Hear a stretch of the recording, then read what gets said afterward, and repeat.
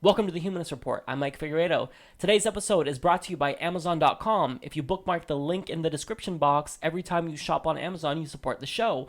On today's episode, I'll be discussing the Canadian elections and how that turned out. I'll be talking about polls that show that Hillary Clinton actually widened the gap between her and Bernie Sanders, and there's going to be more, so stay tuned. I hope you guys enjoyed the episode. Joe Biden is not going to be running for president after all. And during his, concession speech, we're calling it, it appeared as though he kind of gave a little wink to Bernie Sanders. Take a look. We cannot sustain the current levels of inequality that exist in this country. I believe the huge sums of unlimited and often secret money pouring into our politics is a fundamental threat to our democracy. And I really mean that. I think it's a fundamental threat. Because the middle class will never have a fighting chance in this country as long as just several hundred families, the wealthiest families, control the process. It's just that simple. And I believe we have to level the playing field for the American people. And that's going to take access to education and opportunity to work. We need to commit, we're fighting for 14 years, we need to commit to 16 years of free public education for all our children.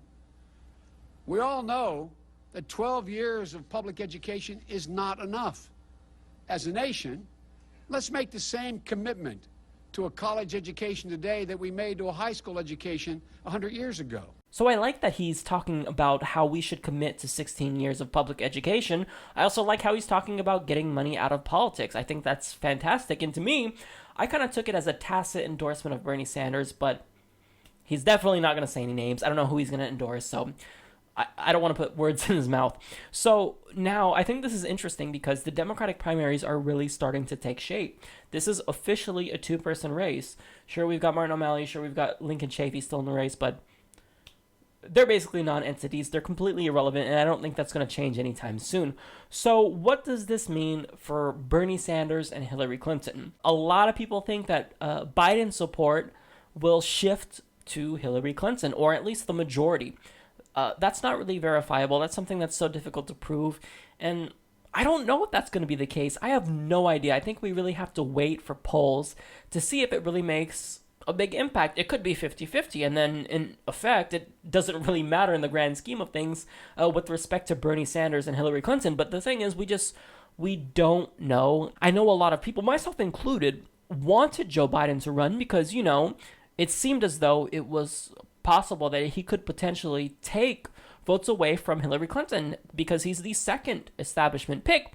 But now that I kind of think about it a little bit more, I mean, look, Joe Biden is polling at 20% and whatnot, so I think he would be another fierce competitor. So by consolidating the competition, I think it makes it easier. I mean, if you're Bernie Sanders, wouldn't it be more difficult to tackle two really, savvy politicians at the same time?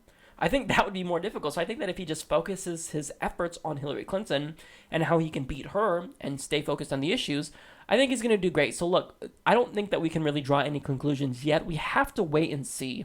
We have to wait for the polls, and not just one. We have to wait for multiple polls because you never know if a certain poll is going to be an outlier, not necessarily because the methodology is flawed, but the sample may just not be representative of the general public.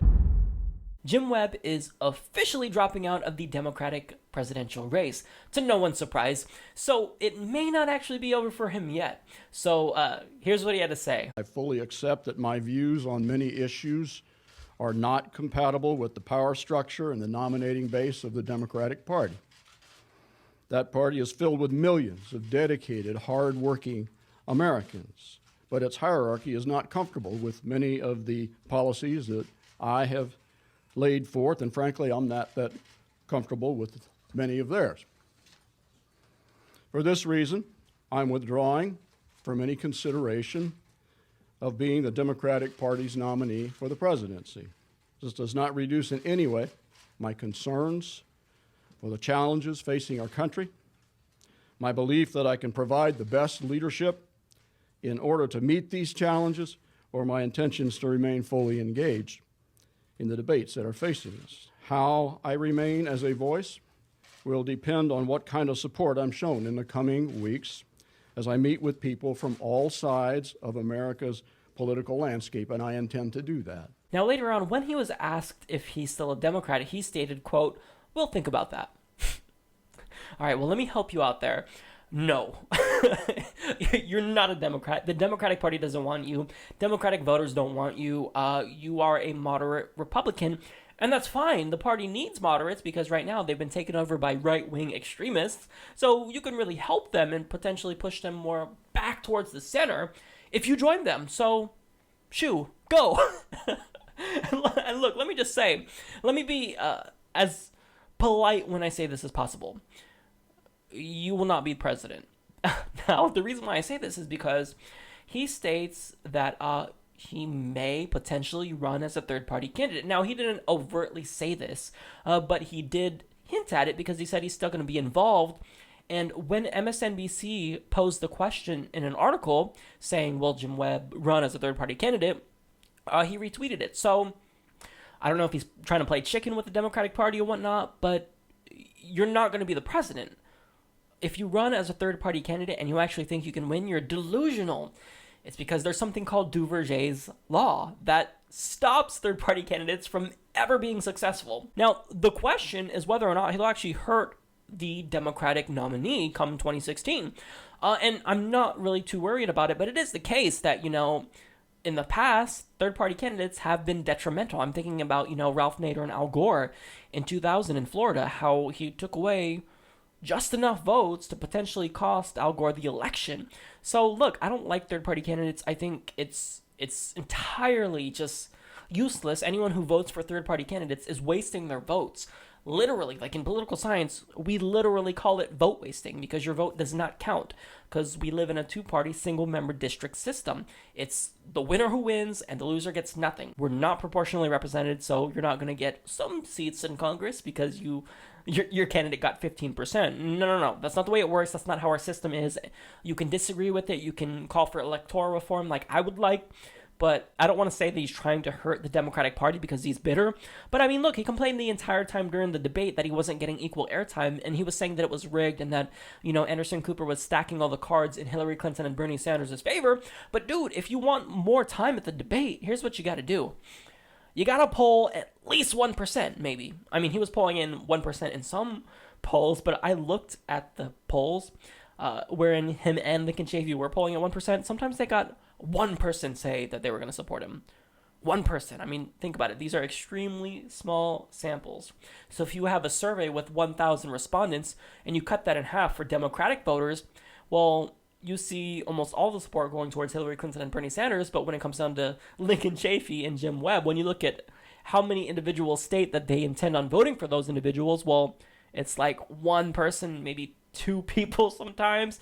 So, dude, you're not going to be president. Give it up.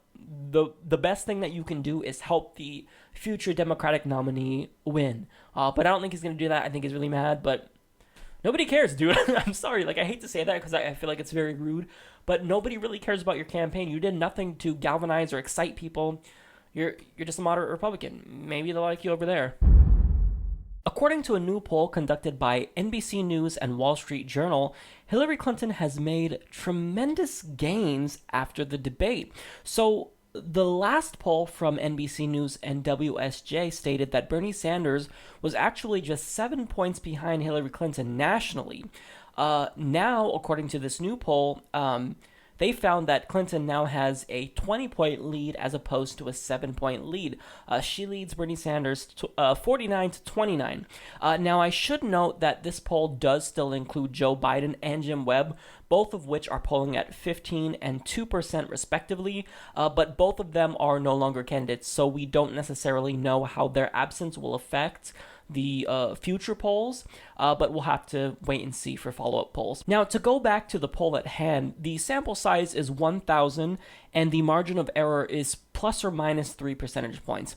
So I didn't cover the last poll by NBC News where they found that Bernie Sanders was just 7 points from Hillary Clinton. However, I did touch on it, and now it does appear that that poll is an outlier. So when you compare that poll to this one, it looks like the gap has widened quite significantly. But in actuality, this poll is The newer poll, that is just more in line with aggregate polling. So consistently, every other poll has shown that Hillary Clinton is about 13 to 25 points ahead of Bernie Sanders. So when you take that into consideration, this poll makes it look a lot worse than it is. Like, she made a significant increase, but really, I don't think Bernie Sanders was about 7 points from Hillary Clinton in the first place. So the average is actually 22 points according to Real Clear Politics. So it seems worse than it really is. Now, there are a couple of other polls that do illustrate Hillary's lead did in fact increase. So that implies that the new poll from NBC News and the Wall Street Journal, it's not an outlier. So ABC News and the Washington Post show that Hillary leads Sanders 54 to 23. That's 31 points. Monmouth shows that Hillary Clinton leads Sanders 48 to 21. That's 27 points. So it's clear Hillary Clinton did get a nice boost after the debate. But the most damning news is that 3 consecutive polls show that he is not in fact leading in Iowa. So the 2 previous polls where he was leading by both 1 point and 10 points respectively, well, those were outliers. Now, furthermore, it does appear that his lead may be slipping in New Hampshire. Out of 5 post-debate polls, 3 of them show that Hillary Clinton is now leading. Now, I should note that all of these polls do still include Joe Biden. So, before we freak out, I have 3 conclusions to take away from this. If you're a Bernie Sanders supporter, before you start panicking, just calm down. Okay, so first and foremost, it looks like I do stand corrected because I predicted that Hillary Clinton would not get a boost after the debate. I actually thought that Bernie Sanders would get a boost, but clearly that hasn't been the case. Now, by every metric, social media followers, campaign donations, snap polls, it seemed as though Bernie Sanders won by a landslide after the debate. And what I had thought was that would translate well into the polls. But it looks like that is not the case. So in other words, the internet is not a microcosm of the general electorate. So we have to keep that in mind. I thought it was very clear that Hillary Clinton was pandering and that she was lying and that she was being disingenuous. And I figured that would not come off well to the American people. But apparently, I underestimated how good of a politician she is because they presumably bought it. Now, it could still be the case that as more and more people see Bernie Sanders at the debate, they may still like him. So we can't necessarily just say that he's not going to get a boost from the debates based on one. But it is the case that Hillary Clinton is very, very, she's strong, and she did very well during the debate. I don't think she won, but I don't think she lost. I think both her and Bernie came out looking pretty good. Now, the second takeaway is that we can't really draw too many conclusions from these polls until we actually see newer polls wherein they actually exclude Joe Biden and Jim Webb, because we have no idea where that support is going to go. It could be the case that Hillary Clinton gets a majority of Joe Biden's supporters. It could be the case that Bernie Sanders does. We have no idea at this point. Now, there's been people who have tried to crunch the numbers, and it seems as though there are estimates stating that Hillary Clinton should get about 75% of Joe Biden's support. But I can't verify that because I can't find that anywhere. So finally, does this mean that Bernie Sanders is done? Do we stick a fork in him? Well, of course not. We haven't cast a single vote yet, so I don't think that we should really freak out because Hillary Clinton got a surge after the debate. Look, here's the thing that we have to keep in mind.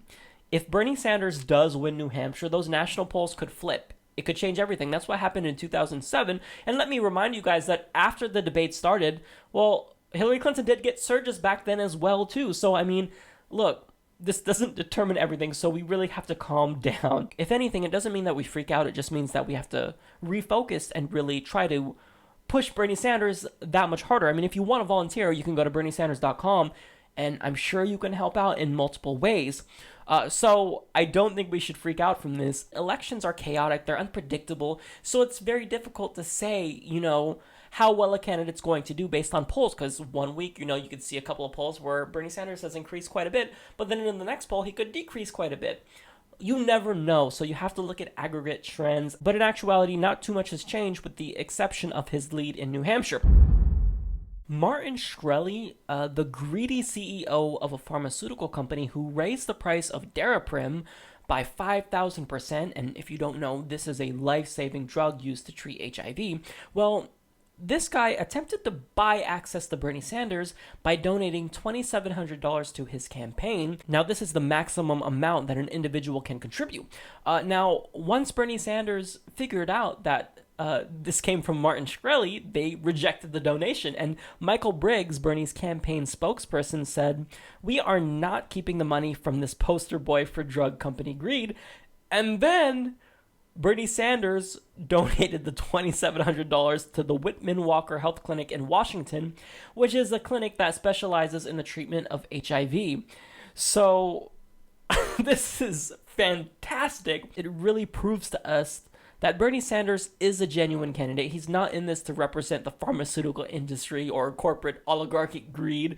He's in this for you and me, the average American citizens who have to work every single day to make money. Now, after getting completely owned by Bernie Sanders, Martin Shkreli had a meltdown over Twitter. Now, in all caps, he wrote, "So mad at Bernie Sanders, I could punch a wall!" Exclamation, exclamation. He then said, "Does anyone know how to treat a wrist fracture without going to a hospital?" I love how I'm like making him into a character. He later posted an x-ray picture of a fracture that he basically just Googled and said, "This is such bullshit." But later that day, he posted a picture of himself playing a guitar. So clearly he didn't actually punch a wall or anything like that. But it's pretty evident that we've got some psychological issues going on here. This dude doesn't seem very stable. He's extremely greedy. We've got a lot going on with this guy. I don't feel bad that he's catching flack from people on the internet, because what he did may cost people their lives because they won't be able to afford Daraprim. Now, today I actually heard that there is an alternative pill which is supposedly better. There's less side effects, I believe, and it's only $1. So hopefully this will come to the market fast. I don't really know any of the details about it, but that makes me feel a little bit better. Now, the underlying question that I had while reading the story is, would it be the case that Hillary Clinton would have taken the $2,700, or would she too have donated it?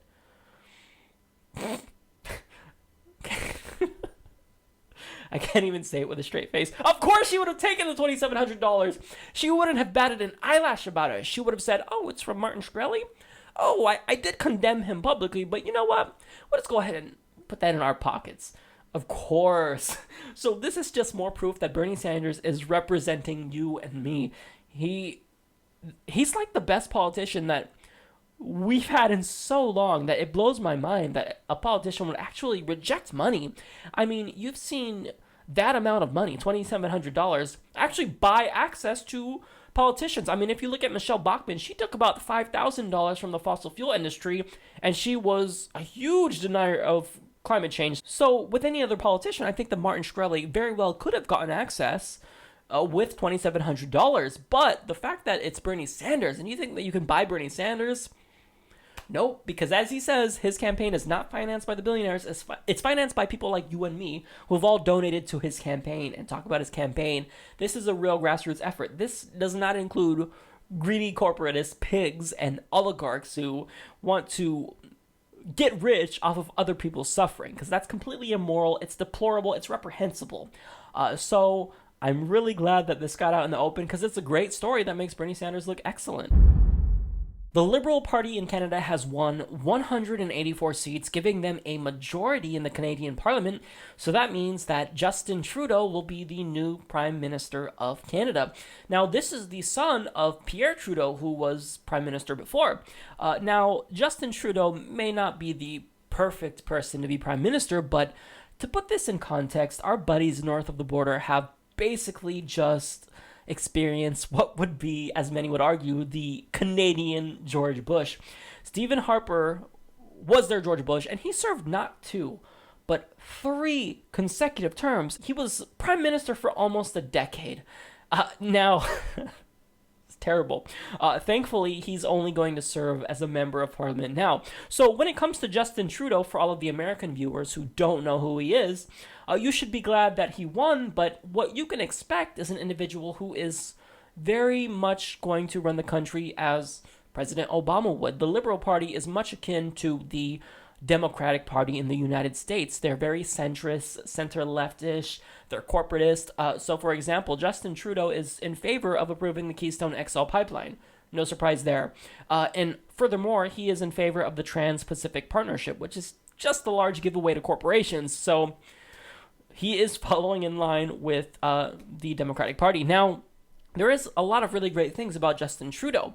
Now, first and foremost, he's going to push to legalize marijuana, which would be excellent. That would be really, really fantastic. And that would kind of hopefully put the rest of the world on pace to do the same thing. Now, he's also ending Canada's combat mission in Iraq and Syria. And that's also good. We don't need to be getting involved in things that don't concern us. He's also pledged to welcome 25,000 Syrian refugees. Again, kudos to him, because this is something that's excellent. Now, another thing that I think is great about Justin Trudeau is that he actually plans to forge a North American environmental treaty to combat climate change. So between the U.S., Mexico, and Canada. And this is what is great. So I'm hoping that he's going to be a leader at the upcoming climate talk in Paris. So let's see how well he performs in that regard, but we'll have to wait and see. Now, also, one thing that should have happened a long time ago is that he's going to be investigating the 1,200 Indigenous women that just disappeared in the country. Stephen Harper didn't do anything about this, but Justin Trudeau is actually going to do something, because if you have 1,200 people who are part of one group who are disappearing, that's an epidemic and something is seriously wrong. So I can't comprehend how Stephen Harper didn't even care and didn't want to investigate this. So kudos to Justin Trudeau for doing what is pragmatic and just right. So in the end, he may not be perfect, but I am super proud of Canada. You guys, man, I'm so happy for you, because Stephen Harper, he was not a good candidate. Look, I don't think he's as bad as George Bush. I don't think he's as bad as Tony Abbott in Australia. But, I mean, for Canadian standards, I hold you guys to a higher standard, because I think that your political system is a lot more sane than ours. Kudos to you guys. I'm super stoked for my Canadian viewers and my Canadian friends. This is great news. At a campaign event, Hillary Clinton was asked about her campaign contributions and whether or not it would impact her policy decisions. Now, her answer was really interesting. Take a look. Thank you for taking my question, Secretary Clinton. So I'm going to be honest. I was disappointed by the answer that you gave before about climate change. You said earlier that you think this election is going to be a really deciding election for this century, and I think that climate change is a really important part of that. And so I'm wondering, is your answer and your refusal to take leadership on climate change due to the fact that you have contributions from the fossil fuel industry in your campaign? No, it's not. And I understand, I know what the right answer in terms of getting votes would have been. The right answer would have been, you bet I will ban extraction on public lands. And then if somebody said, and how are you going to do that? Well, I will advocate for it. And how are you going to get it done? I will keep advocating for it. We have to change our energy policy. I have been clear about that. I have been repeatedly clear about that. Sorry if the answer, the specific answer, wait just a minute, dear, wait a minute. Well, no, wait.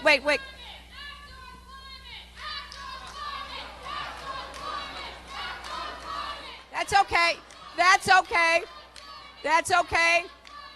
I am all in favor of acting on climate. You know what? I have said in this campaign, I'm going to tell you what I believe.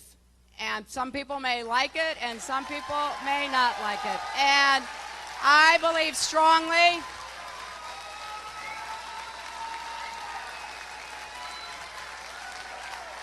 That was great, because it just shows that she does not respond to being heckled very well, nor does she respond very well to tough questions. And what's illuminating is the fact that she got a standing ovation by her supporters for just saying, quote, "In this campaign, I've said I'm going to tell you what I believe." Really? Does that warrant a standing ovation? Do her supporters literally just accept everything that she says at face value? I mean, look, I think that Hillary Clinton's supporters are smart people, but I can't help but wonder if they can be objective and actually critique her. As a Bernie Sanders supporter, I could actually critique Bernie Sanders, even though I like him, and I could state that I disagree with his stance on Israel and Palestine. I disagree with his stance on gun control. I wish he'd take a stronger stance on that and marijuana. I wish he'd stop using the same rehearsed talking points over and over, and I wish that he would stop saying things like he's not a capitalist, because it's not true. The point is that, I'm not trying to throw Bernie Sanders under the bus, but I'm trying to say that we can't mindlessly follow candidates. We have to be objective. We have to critique them when they're wrong, and we have to hold their feet to the fire.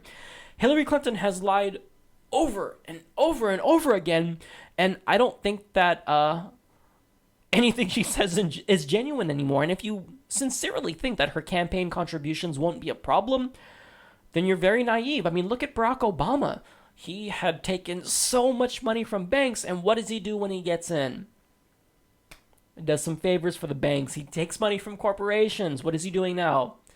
The Trans-Pacific Partnership. So look, it's corruption, and we can say that a candidate is corrupt if they're corrupt. We can say that they're lying if they are lying. We have to be objective. Now, at the debate, Hillary Clinton stated that one of her main enemies was the pharmaceutical industry, but U.S. News reports, quote, Clinton has accepted nearly $1 million from drug and health companies and more than $2.7 million from the insurance field and its related sectors. And this is according to an analysis of public records from the Center for Responsive Politics. So if you think that she's actually serious about cracking down on climate change or cracking down on Wall Street and the big banks, that's not going to be the case. She's going to get in office and be another corporate shill just like Obama. Now, you may agree with her politically. You might be a centrist yourself and like her policies. You might like her stance on foreign policy and whatnot and like that she's a hawk. But if you think that she's going to get in and actually represent you as opposed to her corporate buddies, you're going to be very, very disappointed in a President Clinton. Now, this is why I support Bernie Sanders, because I look at the campaign contributions and I see, if this person is taking money from X, Y, and Z, do I think they can represent me well? And I think, no, that's not the case, because they're giving this money and expecting something in return. They want a return on their investment. That's rational. It's self-interested. It's what drives us all. So to think that Hillary Clinton will get in and take a strong stance on the big banks, on Wall Street, on climate change, it's not going to happen. It's just not going to happen. The main point that I want to get across is to Hillary Clinton supporters. Please be objective. You can't just say that she's right in all circumstances. That's absurd, because then you're not being serious about politics. You're all intelligent people. If you support Hillary Clinton, you support liberal values to some extent, and so therefore you are more intelligent than Republicans. But you have to be objective. You have to critique politicians, because if you don't, then they will just do what they want if they're unaccountable and if they're unchecked. So it's the same thing for Bernie Sanders and his supporters. We all can critique him. I've seen multiple videos from Bernie Sanders supporters stating how he can really improve his campaign. Bill Maher was critiquing Bernie Sanders and actually gave him a really hard interview, even though Bill Maher is a Bernie Sanders supporter. So look, be objective and critique candidates when they do something bad. Well, that's the episode. I want to thank all of my viewers for tuning in every single week and all of my subscribers for staying loyal. I also want to welcome all of the newest subscribers to the channel. Stay tuned. I hope you all really enjoy what I have to offer in the coming months. And yeah, I'll see you guys next week. Okay, so over the past few months, I have been collecting the worst of the worst when it comes to conservative Facebook memes that you guys always see. I've gotten some of these from my own Facebook, friends on my list, as well as from NeoGAF users who have posted in a big thread. Kudos to them. I'll put a link in the description box to that thread so you can kind of see for yourself that discussion. But anyways, here are the worst of the worst and kind of my reaction to them. The first one: cancel the welfare checks of anyone who disrespects the U.S. flag. Share if you agree. No, I don't agree. First and foremost, you're assuming that people who would desecrate the flag would be such lowlifes that they'd have to be on welfare, right? Well, no, this is actually protected speech according to the U.S. Supreme Court. If you go back to Texas v. Johnson, they ruled that desecration of the flag does not cause a national security issue, and it's perfectly protected speech. So no, I don't agree. I'm not going to share that. Sorry. North versus South, not black versus white. Get yourself a history lesson. What was the North versus the South battle about? it was about black versus white. The South wanted to keep slaves so much that they were willing to fight and die for it, and the North wanted to free the slaves so much that they were willing to fight and die for that. So you're just trying to make it seem as though it wasn't about race when it was very directly about race. Another one, if you're offended by this and not this, congratulations, you are what's wrong with America. Okay, again, as I just said, Texas v. Johnson, look it up. Desecration of the flag is perfectly protected speech. Here's all I want. I've seen this one like 100 times. Obama, gone. Borders, closed. Language, English. Culture, U.S. Constitution and the Bill of Rights. I don't even know what that means. Drug-free, mandatory drug screening before welfare. Yes, because everyone on welfare is going to be on drugs, right? No freebies to non-citizens. Also, balanced budget, tax reform, term limits for Congress and senators. Okay, well, if you want a balanced budget and tax reform, then I don't think that the Republicans are going to be your best bet.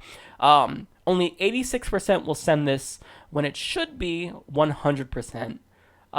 I love how they come up with this bogus statistic as if they've like actually done research into how many people share this stupid ass meme or word blob. I hate the word blobs where they don't really have a picture. They just put a blob of words on. I don't care if it's conservative, liberal. I mostly don't like those. Okay, so the next one. Share if you are part of the 53% of Americans who think illegal immigration increases the level of serious crime in America. Notice how it says share if you think you're one of the 53 Americans who think that illegal immigration increases crime. It's actually not the case at all. Most of the crime is committed by native citizens, and a very, very, very teeny tiny fraction of a percent that commits crime that are incarcerated is undocumented immigrants. So that's completely wrong. It doesn't matter what you think. You need to look at the facts. Cutting veterans' benefits to pay for illegal aliens' welfare. Now I understand why you want to take away their guns. Yes, because we are specifically cutting veterans' benefits just to pay for undocumented immigrants' welfare. Well, I got news for you. They're not qualified to receive welfare, even though 50 to 60% of them pay into it. They don't get that money back. They don't get the benefits of what their tax dollars are going towards. And if you really want to look at who's cutting veterans' benefits and who doesn't care about the veterans, you should look at the Republican Party, because they blocked the creation of, I believe it was over 20 new VA clinics. So look at them before you just make up things. I really don't mind being called a bigot, racist, closed-minded, redneck, backwoods, heard from them all by now and used to it. Still better than being called a liberal. Like and share if you agree. I would rather be called a conservative than all those things. Those are very bad things to be. That's really stupid. Okay, I've seen this one 1,000 times. No job in America? This is your fridge. Middle class in America? Well, look at your fridge, because you see all these welfare people, they just don't work and they get all these welfare benefits. Except that this picture is based on nothing. They pulled it out of their buttholes. They didn't do a search of studies that show if individuals who are on welfare or who are middle class are going to have a higher stocked fridge or more of a stocked fridge. This is just something that is spread around to perpetuate the war on the poor. It's a right-wing talking point, and it's completely bogus. I survived college without becoming a liberal. Well, then that shows that you have not learned anything, because liberals have facts on their side. They're more objective. So I feel sorry for you. I'm a tolerant liberal. Agree with me, or else you racist, sexist, homophobic, Islamophobic, xenophobic, inbred redneck, Bible-thumping, NASCAR-loving, gun-toting, America-loving bigots. You are angry at the fact that we call you intolerant if you want to take away rights from gays, if you don't think that income inequality is a problem, if you just hate undocumented immigrants for the sake of hating them. Yes, you are intolerant. Sorry about that. Just because we call you that doesn't mean that we are intolerant. We're tolerant because we tolerate your BS. We don't try to violently stifle your speech or try to get you to be quiet. We don't shut you down like that. You can do whatever you want. So yes, we are tolerant. You need to learn how to become tolerant. Warning, conservative may talk about radical ideas such as freedom, liberty, less regulation, free and open markets, right to bear arms, limited government, minimal taxation, personal responsibility, balanced budgets, moral absolutes, states' rights, and strict interpretation of the Constitution. Cool story, bro. Nice platitudes. I'm a heterosexual, conservative, Christian, pro-life gun owner. How else can I offend you today? Yes. How edgy of you. I've never seen someone who is all four of those. So yeah, very edgy post. U.S. border. You are entering a Sharia-free zone. Please set your watches forward to 1400 years. But what they don't tell you is that you are entering a Christian Sharia zone. So you can actually keep your watches set to 1400 years. I pledge allegiance to the flag of the United States of America and to the republic for which it stands, one nation under God, indivisible, yada, yada. I don't get the point of this.